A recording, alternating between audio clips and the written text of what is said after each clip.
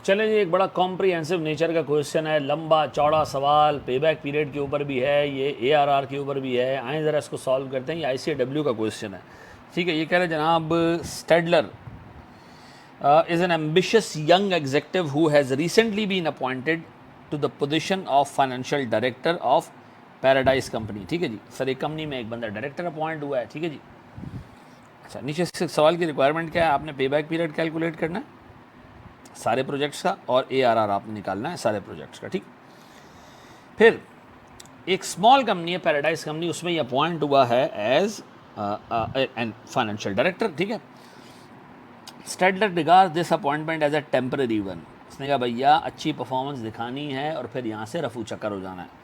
Enabling him to gain experience before moving to a larger organisation. छोटी organisation है, experience लेंगे, थोड़ा अच्छा काम करेंगे, थोड़ा नाम बनाएंगे और फिर यहाँ से गोली हो जाएंगे आराम आराम से, ठीक है जी।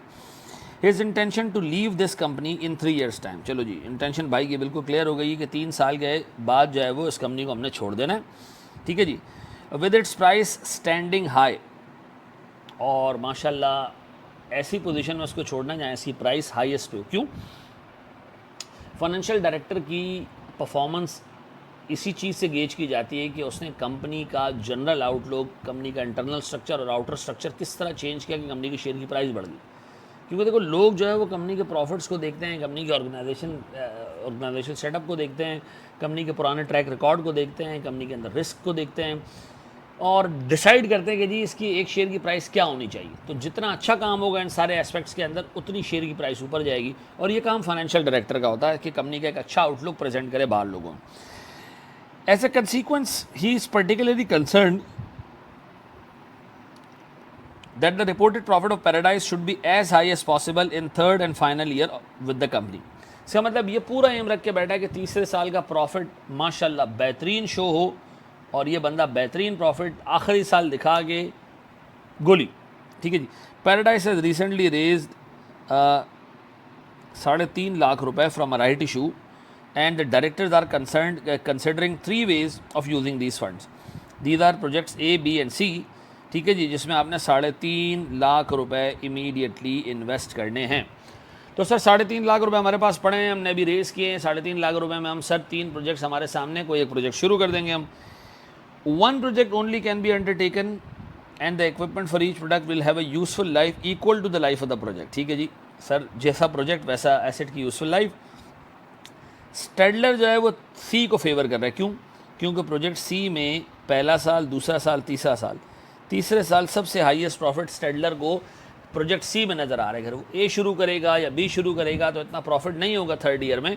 वो चाह रहे कि थर्ड ईयर का जो एंड हो ना, वो मेरी करियर का वो पार्ट होगा जिसमें लोगों को मैं कहूँ कि यार देखो मैंने क्या प्रॉफिट बनाया, और फिर उसके बाद मैं मूव कर जाऊँ दूसरी जगह पे, ठीक है जी।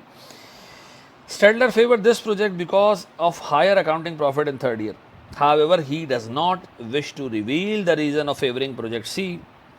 So, in his report to the chairman, he recommends that Project C as it shows the highest IRR। ठीक है जी। अब वो 2 IRR हाईएस्ट होगा, लेकिन उसका इंटेंशन कुछ और ही है। वो ये चाह रहा है कि अभी प्रोजेक्ट सी इसलिए पिक किया जाए कि प्रोजेक्ट सी के अंदर जो है वो हाईएस्ट प्रॉफिट हमें नज़र आ रहा है थर्ड ईयर में, ठीक है। Internal rate of return of 3 projects are 27.5, 26.4 and 33%। देखो IRR अभी आगे जाके हम सीखेंगे IRR होता क्या है, ठीक है जी। IRR के हिसाब से भी प्रोजेक्ट्स को अगर अप्रेस किया जाए तो कोई बुरी चीज़ नहीं, इनफैक्ट ARR से ज़्यादा बेहतर है IRR, ठीक है। खैर अभी इस वक्त मामला कुछ और है। The chairman of the company is accustom to projects being appraised in terms of payback period and ARR। सभी हमारा चेयरमैन भी माशाल्लाह फुल फारग आदमी है, पे बैक पीरियड और ARR की बेसिस पे जो है प्रोजेक्ट्स को अप्रेस करता आ रहा है पास में, ठीक है जी। हम उसको चैलेंज नहीं कर रहे हैं कि चाचा तू क्या कर रही है, तू NPV निकाल, तू IRR निकाल, नहीं। हम कह रहे हैं ठीक है जो चाचा कर रहे हैं बिल्कुल सही कर रहे हैं। And is consequently suspicious of the use of internal rate of return as a method of project selection. चाचा को ये मसला है IRR क्यों यूज़ हो रहा है। अच्छा कि देखो उस बंदे ने IRR को एक कैमोफ्लाज क्रिएट करने के लिए किया, यानी छुपाने के लिए कि चीज़ों को कि यार छुप जाए बस किसी तरीके से चीज़ें, और हमें ये नज़र आएगा कि प्रोजेक्ट सी का IRR हाईएस्ट है, लेकिन असल में कहानी कुछ और। अच्छा अगर IRR हाईएस्ट है भी प्रोजेक्ट सी का, मेरे हिसाब से ARR और पे बैक पीरियड से ज़्यादा बेहतर जो है वो IRR है, उसी की बेस पर डिसीजन होना चाहिए।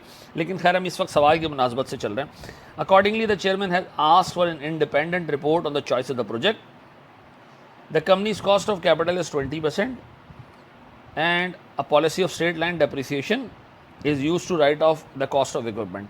अब देखें उसने सवाल में आपसे जजमेंट तो मांगी ही नहीं है ना, उसने कहा भाई मुझे आप निकाल के दे दें जी पे बैक पीरियड और मुझे आप ARR निकाल के दे दें, बाकी चेयरमैन जो सोच रहा है, चाचा जो सोच रहे हैं, भाड़ में गया। आप सिर्फ पे बैक पीरियड और ARR निकाल के दे दें तीनों प्रोजेक्ट्स का, और बताएं कि पे बैक पीरियड की बेसिस पे कौन सा प्रोजेक्ट ज़्यादा अच्छा है और ARR की बेसिस पे कौन सा प्रोडक्ट ज़्यादा बेहतर है। ऐसा बड़ा एक स्टेप। चलिए जी सर, इसको सॉल्व करने जा रहा हूँ और मैं सबसे पहले accounting rate of return calculate करूंगा, उसके बाद मैं पे बैक पीरियड निकालूंगा।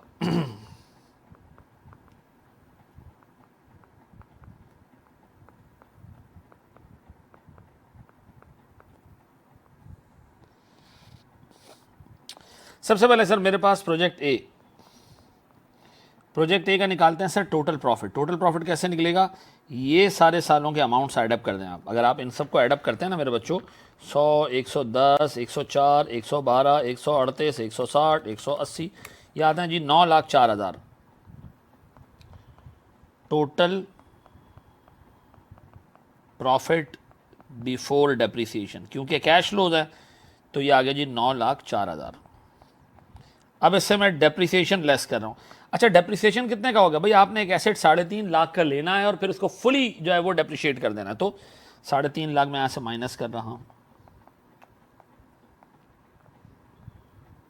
सर। 9,04,000 माइनस 3.5 लाख कितना आता है जी, 5,54,000। यह है सर मेरा नेट PBIT। ऐसा, अब बताओ मेरे बच्चों, मैं इसको डिवाइड कर रहा हूँ टेन्योर से। टेन्योर कितना है भैया, माशाल्लाह इसका तो 7 साल का टेन्योर है भाई। 7 साल ये प्रोजेक्ट चलेगा। 7 साल में 5,54,000 रुपये टोटल ग्रॉस कमा के देगा। तो मेरे पास एवरेज एनुअल प्रॉफिट कितना है,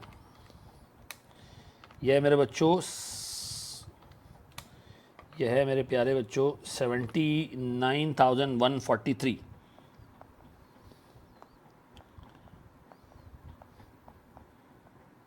ऐसा, अब बताएं मेरी एवरेज इन्वेस्टमेंट कितनी है भैया।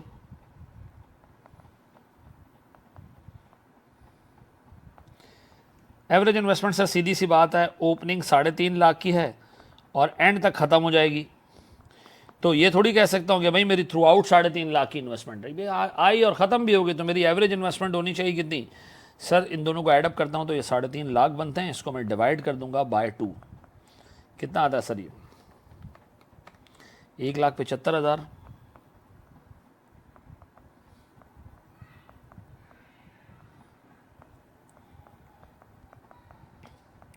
अब निकाल लें सर इन दोनों को सामने रख के ARR। अब निकाल लें इन दोनों को सामने रख के ARR। ARR कैसे निकलेगा भैया, ARR would be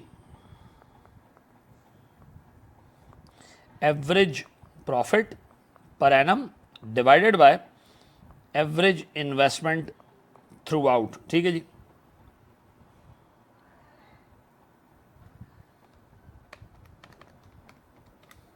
sir this is 45.22।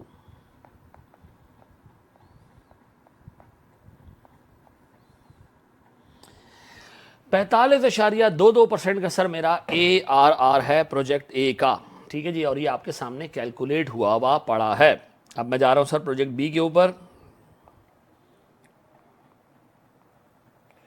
Project B का देखें ज़रा, टोटल प्रॉफिट कितना है भैया ओवर दिस टेन्योर। हमारे पास जो है वो कोई 40,000, 1 लाख, 1 लाख, 2 लाख 10, 40, 1 लाख, 2, 10,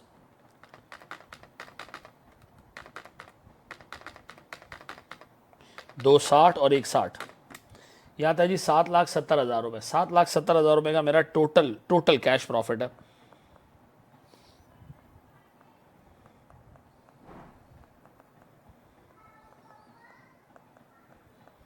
इसमें से मैं डेप्रिसिएशन माइनस कर दूं, थ्रू आउट 3.5 लाख रुपए पूरा डेप्रिशिएट होगा। तो मेरा टोटल PBIT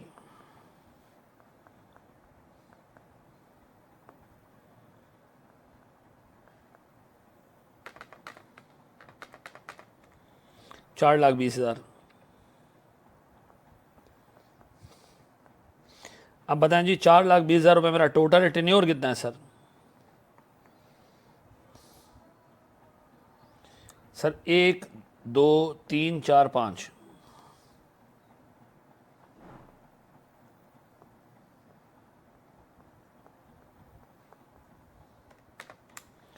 $84,000 सर मेरा एवरेज एनुअल प्रॉफिट है।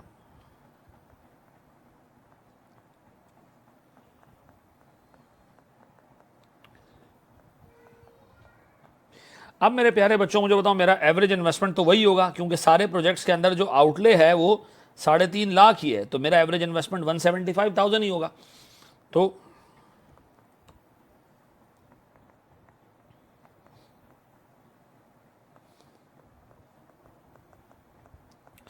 अब बताओ प्यारे बच्चों, अगर मैं ARR इस प्रोजेक्ट से निकालूं तो आप कहोगे जी 84,000 का average annual profit divided by 1,75,000, यह आता है मेरे प्यारे बच्चों 48% एग्जैक्ट। ऐसा पिछले वाले का 45.22 था, इसका कोई 48% आ गया।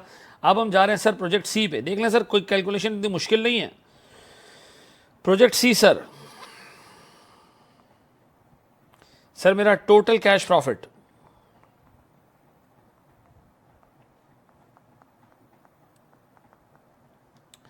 कितना भैया, इन सबको एडअप कर लें।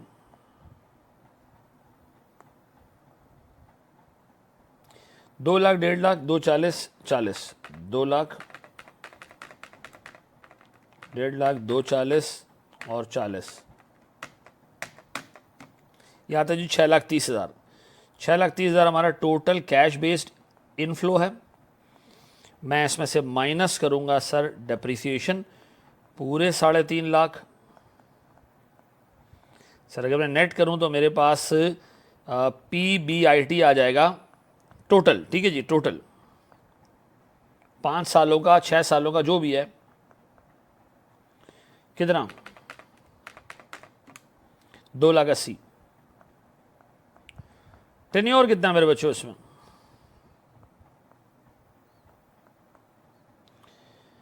टेन्योर है मेरे बच्चों 4 साल।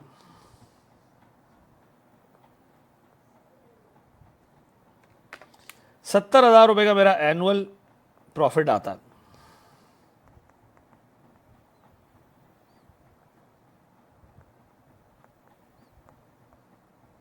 एवरेज ऐसा। अब बताएं सर मेरी एवरेज इन्वेस्टमेंट यहां भी कितनी है? 1,75,000। और अगर मैं आपसे कहूं प्यारे भाई मेरे पास ARR कितना है, तो आप कहोगे जी 70,000 डिवाइडेड बाय 1,75,000। यह है मेरे पास सर एग्जैक्टली 40%। तो ARR के हिसाब से सबसे जो थका हुआ प्रोजेक्ट है, सबसे जो बकवास प्रोजेक्ट है, सबसे जो लूसी प्रोजेक्ट है, वो प्रोजेक्ट सी है, क्योंकि बाकियों के सबके ARR जो है वो इससे ऊपर है। ऐसा तो ARR हमने तीनों प्रोजेक्ट्स के निकाल लिया। ARR के हिसाब से ये सबसे अच्छा क्वेश्चन है, ये देख लीजिएगा। अब मैं निकालने जा रहा हूं सर पे बैक पीरियड, ठीक है जी। मैं तीनों प्रोजेक्ट्स का पे बैक पीरियड निकाल रहा हूं, एक एक करके देखते हैं जनाब। सर मैं प्रोजेक्ट ए का सबसे पहले पे बैक पीरियड कैलकुलेट करने जा रहा हूं सर।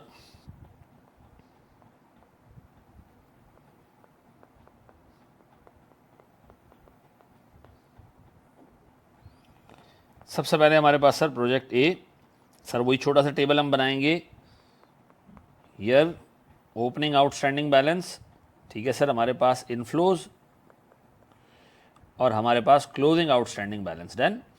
तो सर मेरे पास 3.5 लाख रुपए का अमाउंट है, मैं इसको थाउजेंड्स में रख देता हूँ, 350। इनफ्लोज कितने जनाब?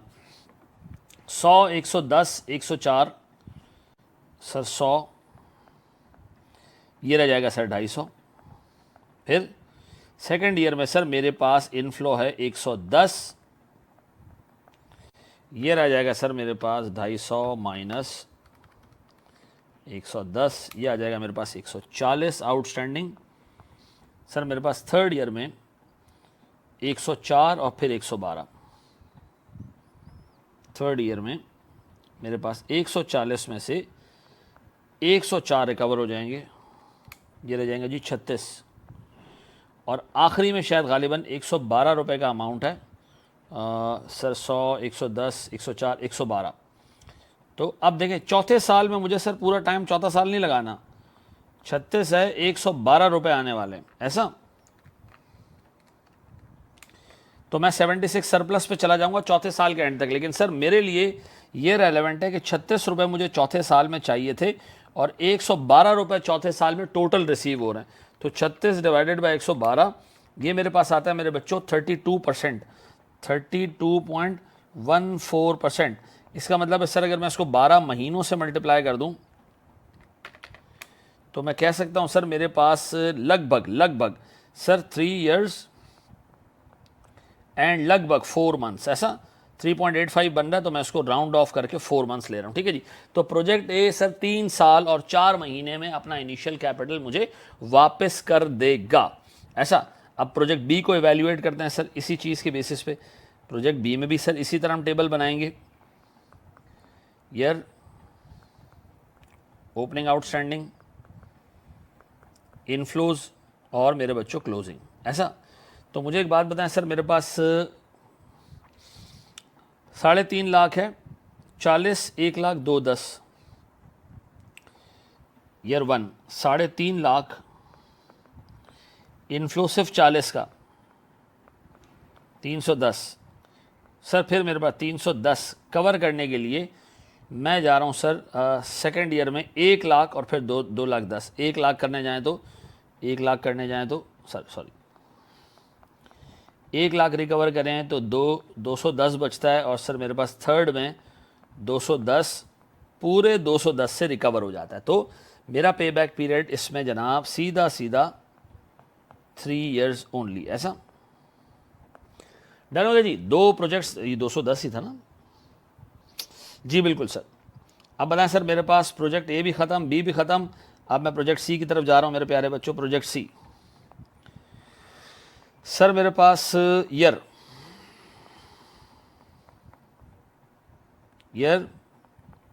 Opening outstanding,